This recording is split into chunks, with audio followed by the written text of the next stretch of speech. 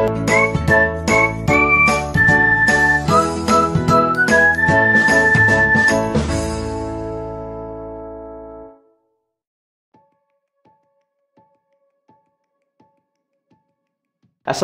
warahmatullahi wabarakatuh. Selamat datang kembali di channel Triwibowo Ilmu yang akan berbagi informasi tentang dunia pendidikan. Coba hitung, sudah berapa bulan kita belajar di dalam rumah? Sudah berbulan-bulan kan? Nah, selama beberapa bulan ini kalian pembelajaran di dalam rumah tentu tidak sama dengan pembelajaran ketika di sekolah. Muncul banyak permasalahan. Salah satu permasalahan yang muncul adalah terkait dengan komunikasi. Ya, komunikasi ini berkaitan dengan bagaimana menyampaikan pertanyaan, usul, ide, dan lain sebagainya, terutama kepada bapak dan ibu gurumu. Nah, oleh karena itu, di dalam video ini kita akan membahas tentang etika berkomunikasi jarak jauh. Nah, di dalam video ini apa saja sih yang akan kita pelajari? Yang pertama adalah kita akan mempelajari tentang bagaimana memahami etika dalam komunikasi, terutama berkomunikasi dengan bapak dan ibu gurumu di masa pembelajaran jarak jauh. Yang kedua, kita akan belajar tentang dampak yang muncul ketika kita memiliki etika berkaitan dengan komunikasi. Dan tujuan kita yang ketiga adalah kita akan belajar bagaimana menggunakan bahasa dalam komunikasi jarak jauh dengan orang yang lebih tua, dalam hal ini adalah kepada gurumu. Dan yang terakhir yang kita pelajari adalah bagaimana sih etika komunikasi jarak jauh dengan guru? Bagaimana? Sudah siap? Nah, selama beberapa bulan melakukan pembelajaran jarak jauh, saya sebagai guru menerima berbagai macam jenis chat atau WA dari siswa. Ini beberapa contoh chat dari siswa yang saya temukan. Nah, Pak. Memang saya sengaja tidak merespon chat dengan jenis seperti ini. Kira-kira apa kesalahannya ya? Ya, kesalahannya adalah tidak menggunakan salam dengan baik. Saya paham bahwa P atau ping ini maksudnya adalah menyapa atau memberikan salam. Tetapi, seharusnya P ini hanya bisa dilakukan kepada teman sebaya saja, tidak dilakukan dengan guru. Chat yang kedua. Assalamualaikum. Pak, saya mau tanya. Saya juga tidak merespon. Kira-kira kenapa ya saya tidak merespon ya? Ya benar, saya tidak merespon karena pengirim pesan tidak mengirimkan pesan pada intinya. Jadi, Bapak Ibu gurumu pasti memiliki banyak pekerjaan yang harus diselesaikan, terutama pekerjaan berkaitan dengan pembelajaran. Nah, oleh karena itu, terkadang chat dari siswa itu biasanya banyak sekali. Nah, kalau kamu tidak melakukan atau tidak memberikan pesan secara langsung pada inti pesannya, maka guru biasanya akan mengabaikan kamu. Chat yang ketiga. Nah, ini lanjutan dari tadi ya. Ketika saya tidak merespon, dia tetap memberikan pertanyaan. Assalamualaikum, Pak. Aku nggak bisa masuk ke classroom. Kirimi kode semua mapel. Kira-kira nih, letak kesalahannya ada di mana ya? Ya, benar. Tidak menggunakan bahasa yang baku atau pengirim pesan menggunakan bahasa yang tidak baku. Bahasa yang tidak baku ini adalah bahasa yang digunakan hanya kepada siswa saja. Tidak boleh dilakukan kepada guru. Nanti kita akan membahasnya. Mana bahasa yang baku dan mana bahasa yang tidak baku. Oke. Pertama kali kita akan memahami tentang etika komunikasi. Apa sih etika itu? Apa sih etika komunikasi itu? Dan mengapa seseorang perlu menggunakan etika dalam berkomunikasi, terutama berkaitan dengan komunikasi jarak jauh? Yang pertama adalah, ya, manusia adalah makhluk sosial. Dan etika ini diperlukan agar tidak terjadi pertengkaran. Mungkin beberapa di antara kalian menganggap bahwa tidak masalah lah menggunakan bahasa yang biasa-biasa saja. Tidak perlu menggunakan bahasa-bahasa yang terlalu sopan, terlalu formal, dan lain sebagainya. Tetapi perlu diingat bahwa kalian adalah makhluk sosial. Sebagai makhluk sosial tentu kita harus memahami tentang etika-etika yang ada di sosial. Nah, etika ini apa sih? Jadi etika ini berasal dari bahasa Yunani, yaitu ethos yang artinya karakter, watak, kesusilaan, atau adat kebiasaan. Dan etika ini berhubungan erat dengan kebenaran atau evaluasi terhadap sesuatu yang telah dilakukan. Nah, bisa dibilang bahwa etika ini tergantung dari suatu daerah ya. Jadi etika antara satu daerah dengan daerah lain tentu saja berbeda.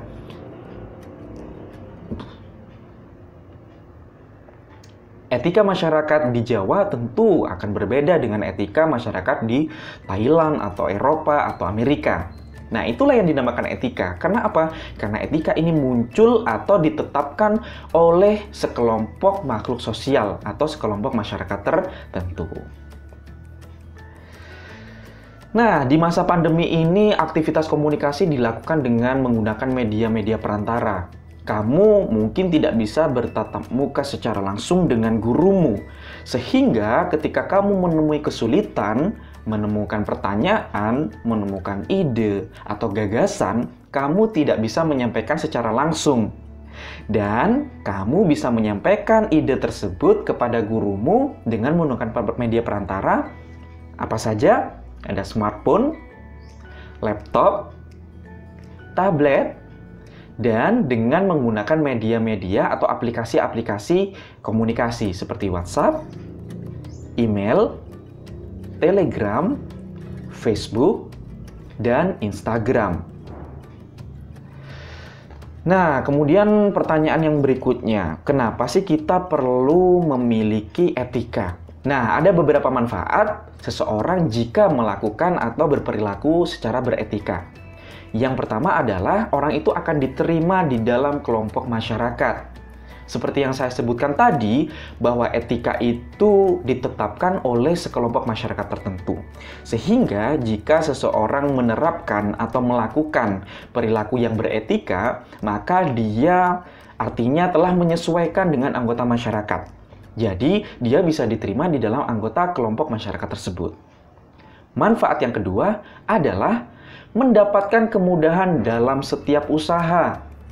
Nah, mendapatkan kemudahan dalam setiap usaha ini maksudnya adalah jika kamu sudah diterima oleh masyarakat, kamu akan disenangi oleh masyarakat.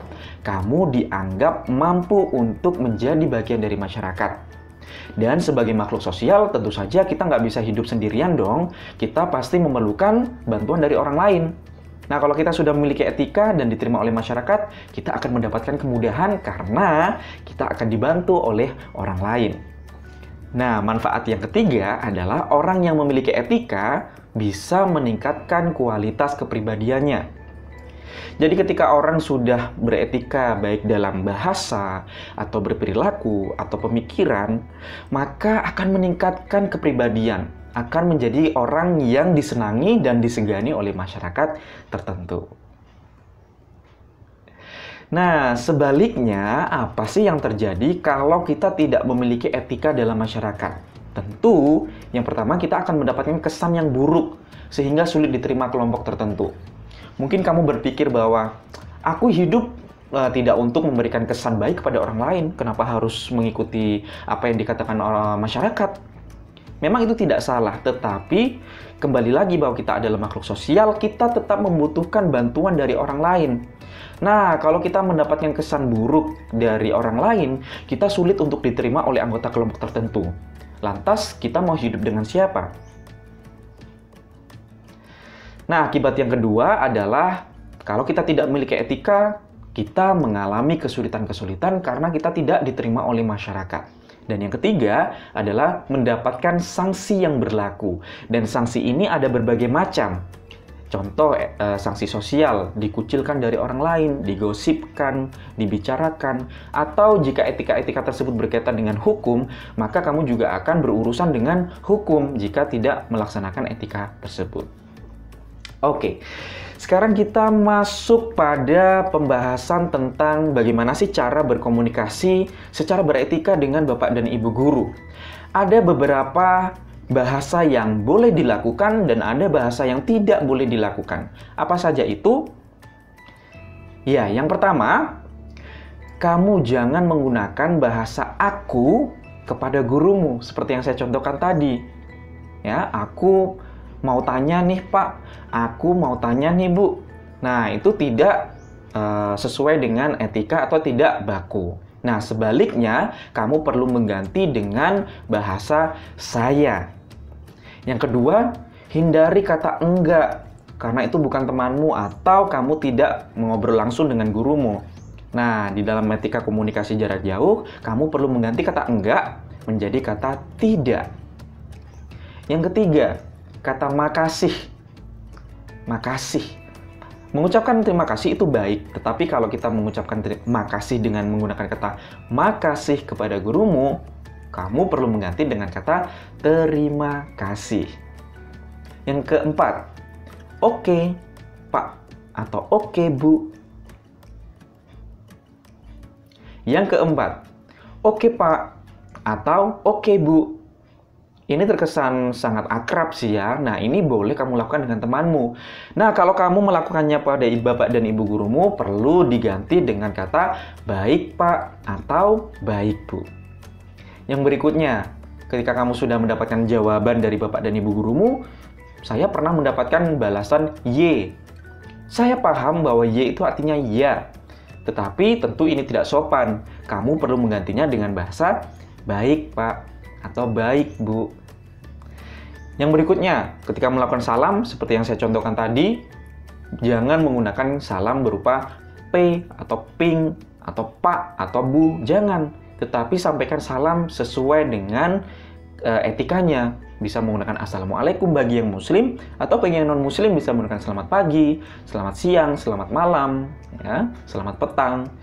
Dan yang terakhir adalah jangan menggunakan bahasa-bahasa keseharian yang biasa kamu gunakan dengan temanmu. Contohnya seperti yang di awal tadi, kirimin, minta dong, jangan. Tetapi gunakan bahasa yang baku seperti minta tolong dikirimkan. Nah, berikutnya kita akan belajar bagaimana sih format pengiriman pesan pribadi kepada bapak dan ibu gurumu yang sangat sederhana tapi sesuai dengan kaidah etika. Yang pertama, ketika kamu mengirim pesan kepada gurumu, awali dengan salam. Salam bisa berupa Assalamualaikum, selamat pagi, selamat siang, selamat malam, selamat petang. Nah, itu adalah salam yang baik jika digunakan kepada bapak dan ibu gurumu. Nah, setelah salam, apa berikutnya? Sampaikan permohonan maaf karena telah menyita sedikit waktu dari bapak dan ibu gurumu. Nah, seperti yang saya katakan tadi, bahwa bapak dan ibu gurumu tentu saja pekerjaannya lebih banyak, sehingga ketika kamu mengirimkan pesan, kamu menyita sedikit waktu dari bapak dan ibu gurumu. Tidak salah jika kamu meminta maaf karena telah mengganggu. Contoh permintaan maaf yang sederhana adalah mohon maaf mengganggu, atau maaf Pak, atau maaf Bu. Berikutnya, sebutkan identitas singkatmu. Nah, di sekolahmu bukan kamu saja kan muridnya, tentu masih banyak sekali murid yang lainnya. Kalau kamu mengajukan pertanyaan atau mengajukan saran, ide, gagasan, atau mengumpulkan tugas kepada bapak dan ibu gurumu tanpa disertai dengan identitas, maka bapak ibu gurumu akan kebingungan. Ini siapa ya? Ini kelas mana ya? Atau ini kelas berapa ya? Nah, kamu perlu menggunakan atau mengungkapkan identitas secara singkat.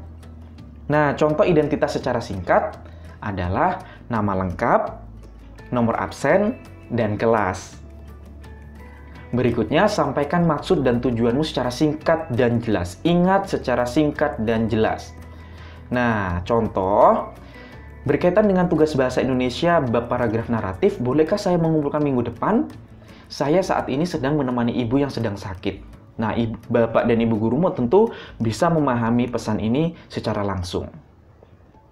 Dan yang kelima adalah sampaikan terima kasih karena kamu telah mendapatkan jawaban dari bapak dan ibu gurumu. Terakhir, jangan lupa tutup dengan salam. Contoh, Assalamualaikum, atau selamat pagi, atau selamat siang, atau selamat malam.